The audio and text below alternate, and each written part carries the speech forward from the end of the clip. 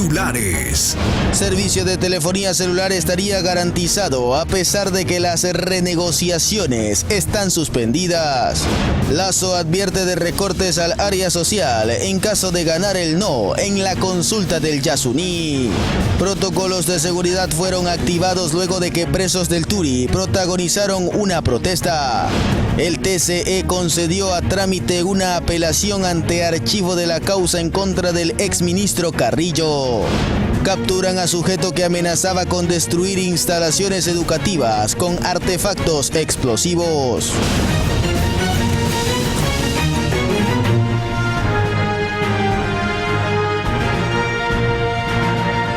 Esto es Noticias Oromar de las 7 de la mañana, con la conducción de Tania Loor.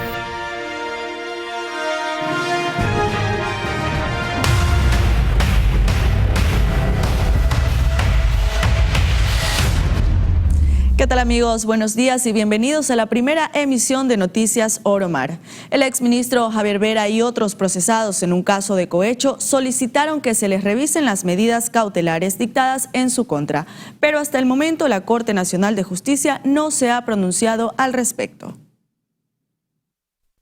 3 de los 4 procesados, entre ellos el exministro Javier Vera por un caso de cohecho, solicitaron a la Corte Nacional de Justicia que se les revisen las medidas cautelares dictadas en su contra. Y es que aunque se les dictó orden de prisión preventiva en contra de los 3, solo Vera está detenido en la cárcel de Quito. Los otros 2 procesados, de nombres Armando Robalino y Alan Velasco, salieron del país en octubre del 2022, 2 días después de la filtración de un audio que desató el presunto pago de sobornos. Por lo que corresponde es que el juez a cargo convoque a una nueva audiencia para revisar las medidas y decida si da paso o no, ya que los procesados solicitan alternativas como la presentación periódica y la prohibición de salida del país. Recordemos que el argumento de la Fiscalía es que Vera recibía altas cantidades de dinero a cambio de designaciones de cargos en distintas partes del país. Anaí Vélez, Noticias Oromar. Y se adelantó la audiencia en la que se revisarán las medidas cautelares del exalcalde de Quito, Jorge Yunda, y 4 procesados más por un caso de peculado en la compra de pruebas COVID. Estaba previsto que la diligencia fuera en septiembre, pero ahora se realizará la próxima semana. Para este lunes 10 de julio se adelantó la revisión de medidas cautelares en contra del exalcalde Jorge Yunda y otros 4 procesados en el denominado caso Pruebas PCR, un presunto peculado que habría ocurrido en la Secretaría de Salud de Quito. Lo cierto es que la diligencia estaba prevista para el 6 de septiembre, pero se cambió.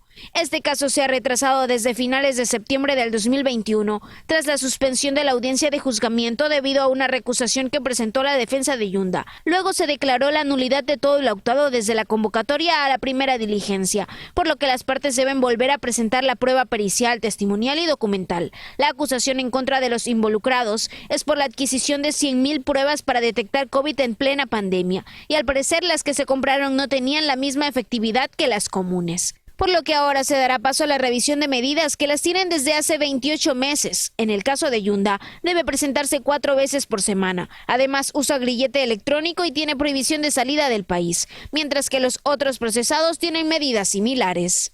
Anaí Vélez, Noticias Oromar. Un tribunal de la Corte Nacional de Justicia notificó la sentencia contra el excontralor Pablo Celi, su hermano Esteban y 9 personas más por el delito de delincuencia organizada en el caso Las Torres. Los hechos probaron que los sentenciados formaron parte de una estructura delictiva para cometer actos de corrupción y lavado de activos. Según la teoría de la Fiscalía, entre 2017 y 2020 en Petroecuador, la Contraloría y la Secretaría General de la Presidencia funcionó una estructura criminal.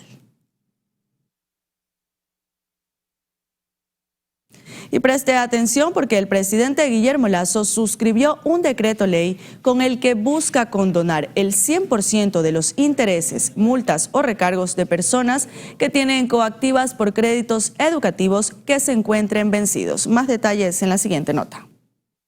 Los ciudadanos que tienen coactivas por créditos educativos podrían ser beneficiados de una condonación tras la firma de un decreto del presidente Guillermo Lasso. He dispuesto la eliminación del 100% de intereses, multas y recargos para créditos educativos, becas y ayudas económicas generados por obligaciones vencidas o por convenios de pago para todos los procesos coactivos.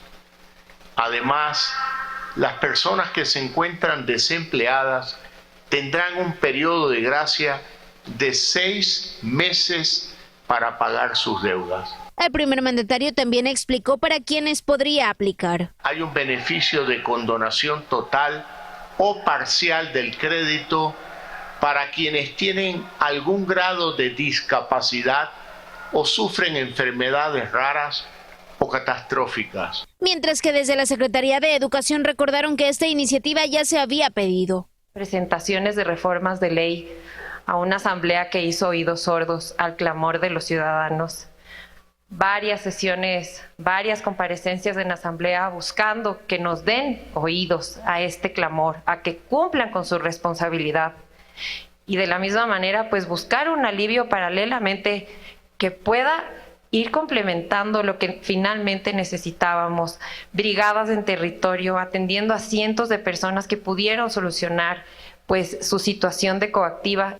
Además, la propuesta incentivará el pago del capital pendiente de los créditos cuyo valor supera los $49,8 millones. También existe la posibilidad de suscribir un convenio de pago por las deudas estudiantiles de hasta $45,000. Pero para que este decreto pueda ponerse en práctica, se necesita de la aprobación de la Corte Constitucional. Suplicamos a la Corte Constitucional dé paso a este trámite que ahorita acaba de firmar el presidente y nos ayuden para poner un fin a nuestro problema. Según el presidente, cerca de 6,000 familias se podrían beneficiar del decreto en caso de que se dé paso, con el que se condonarían más de $1,1 millón. Anaí Vélez, Noticias Soromar.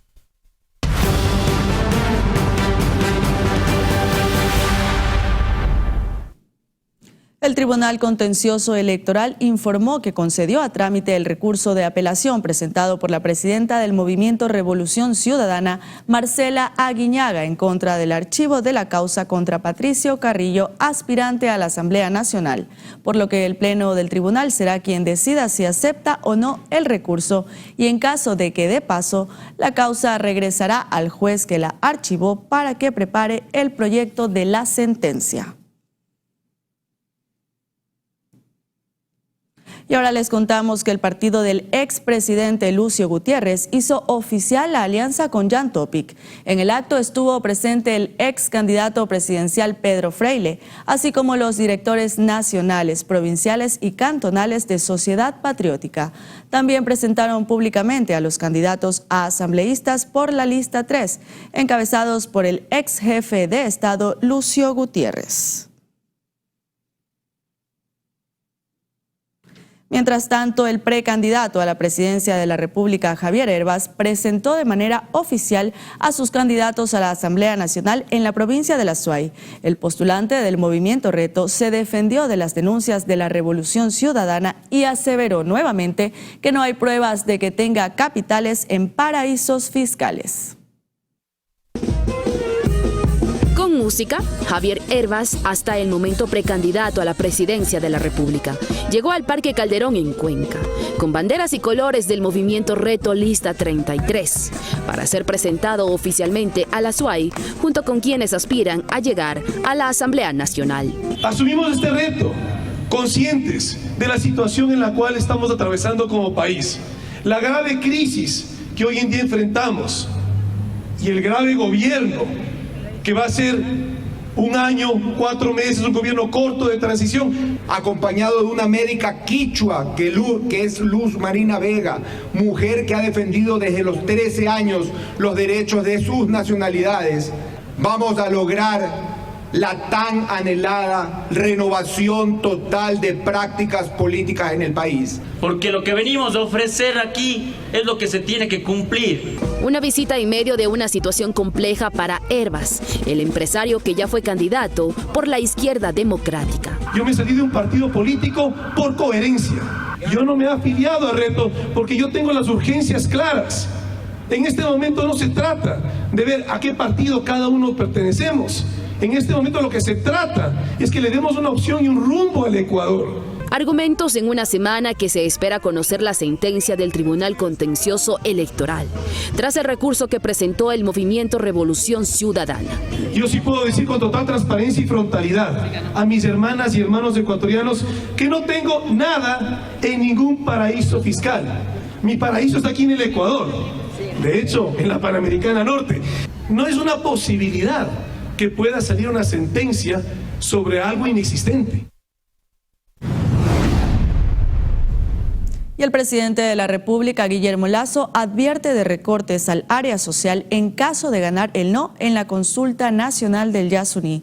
El jefe de Estado llamó a debatir este tema con mayor responsabilidad.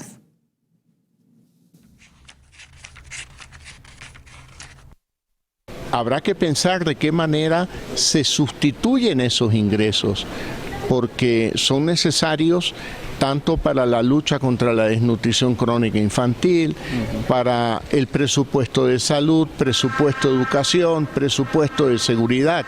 Yo creo que hay que debatirlo en la sociedad ecuatoriana, o se reducen gastos, que es muy difícil, o se eliminan algunos subsidios que vengan a compensar estos ingresos que se pierden por la consulta del Yasuní.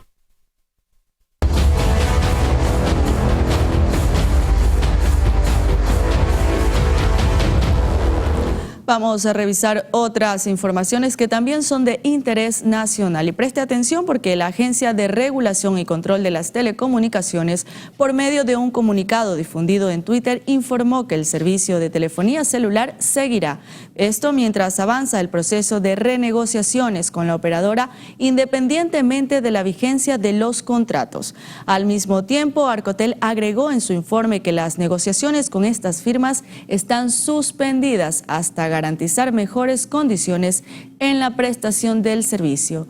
Entre estas valoraciones se tomarán en cuenta la calidad de los servicios, mejor tecnología e inversiones a implementarse, beneficios sociales, ampliación de cobertura geográfica, entre otros.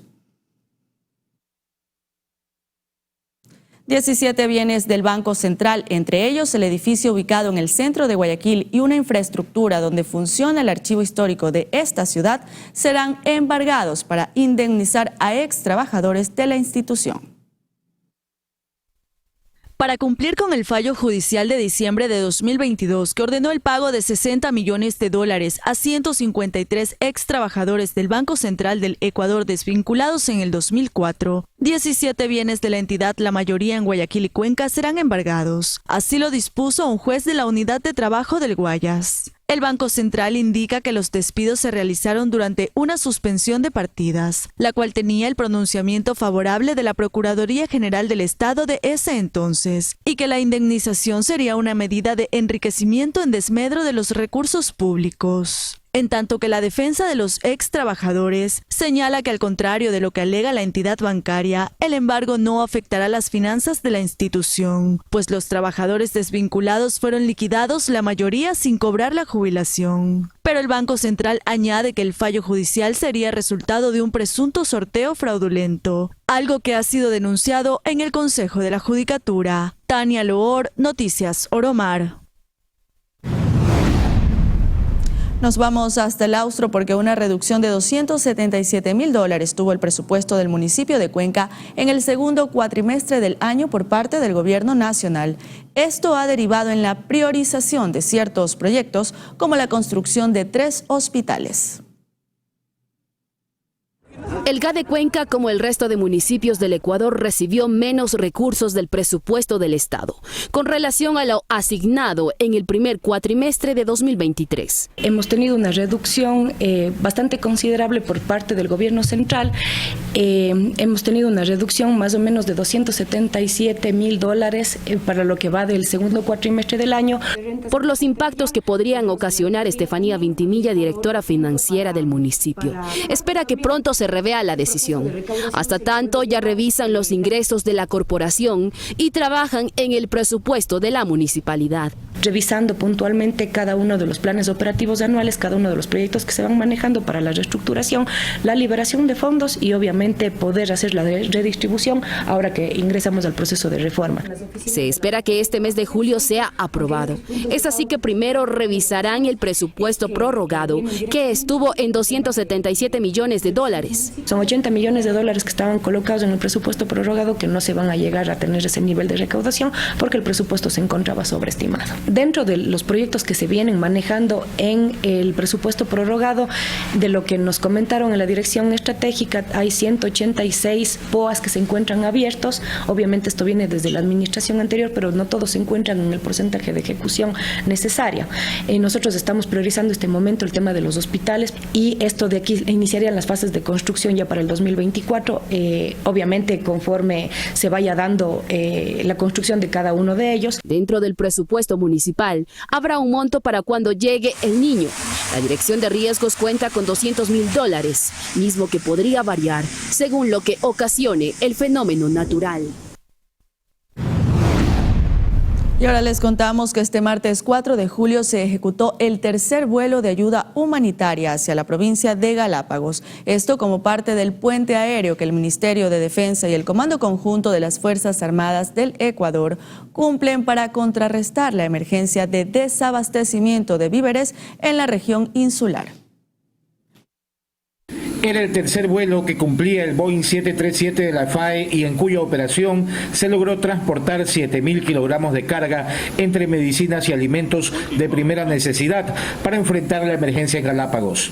Estamos cumpliendo este tercer vuelo de ayuda humanitaria, llevando víveres, alimentos de primera necesidad, medicinas hacia nuestros hermanos de la región insular. Este vuelo forma parte de los 6 humanitarios que se programaron, los mismos que han salido desde Guayaquil hasta la isla San Cristóbal y Santa Cruz y que en su totalidad deberán trasladar un total de 30.000 kilogramos de carga entre alimentos y medicinas. Estamos llevando alimentos de primera necesidad, perecibles, medicinas, que lógicamente allá el gobierno de la región insular ha coordinado con los miembros de acá del continente para que nosotros podamos abastecer a esa región. El esfuerzo de la FAE y la aviación naval se estima que llegará a beneficiar a más de 25.000 habitantes de la provincia de Galápagos, tal como lo planificó el gobierno nacional.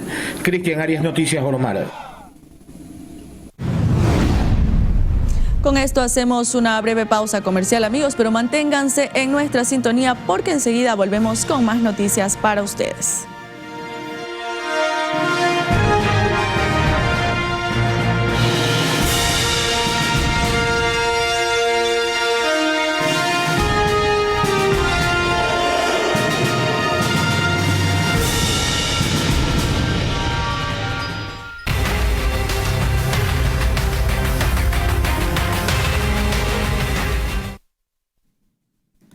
Regresamos para contarles que un hermano del exfutbolista Carlos Tenorio fue asesinado a tiros en Esmeraldas. Según indicaron las autoridades, el cuerpo fue hallado embalado y con signos de tortura. Es la escena de un nuevo crimen de los tantos que a diario se registran en la provincia fronteriza. En esta ocasión, la víctima es Jaime Tenorio, uno de los hermanos del exfutbolista Carlos Tenorio. Todo ocurrió la noche de este 3 de julio. La víctima recibió 3 disparos y su cuerpo se encontró embalado y con signos de tortura. Por ahora, elementos de la policía investigan este crimen para determinar qué habría llevado a este desenlace. Amigo, era como las 10 de la noche y una gente llegó en un carro y tiraron una Honda negra grande y ahí se fueron. Ya nosotros estamos cansados de esta situación en Esmeralda, ¿no? Si hasta cuándo con lo mismo la autoridad nos hace presente, todos los días hay muertos, todos los días hay descabezados, la gente se va de esta ciudad, esto parece una ciudad fantasma. Pero este caso no es único en la familia de Tenorio, pues hace más de una década y media, otro hermano llamado Yori José Tenorio fue secuestrado y para liberarlo pedían $1 millón. Recordemos que Carlos Tenorio es presidente de la Asociación de Futbolistas de Ecuador y disputó 2 mundiales. en este contexto de violencia. Este territorio fronterizo es una de las 5 zonas más violentas de América Latina. Asimismo, en Ecuador encabeza la lista de provincias con más registros de muertes violentas. Belén Mendoza, Noticias Romar. Y por otro lado, el alcalde de Durán, Luis Chonillo, exhortó al gobierno y a las fuerzas del orden a tomar medidas urgentes para restablecer la paz en medio de la ola de muertes violentas que vive el cantón. Dicho pronunciamiento se dio mediante Twitter la noche de ayer, en donde además reclamó que la presencia de la fuerza pública no ha sido el contingente óptimo para salvaguardar la seguridad de los ciudadanos. Y es que en los últimos 5 días se han registrado al menos 14 asesinatos en Durán. La policía atribuye las balaceras a las disputas entre bandas delincuenciales. Y la Policía Nacional logró capturar al antisocial alias El Perro, quien presuntamente realizó llamadas y amenazas al personal directivo del Ministerio de Educación ubicado en la ciudad de Quito, en las que mencionaba la posible destrucción de las instalaciones con artefactos explosivos, ocasionando la evacuación del personal del establecimiento. Además, al momento de la detención, el sujeto cargaba consigo 2 celulares, una billetera, 2 dispositivos USB que fueron incautados para las respectivas investigaciones.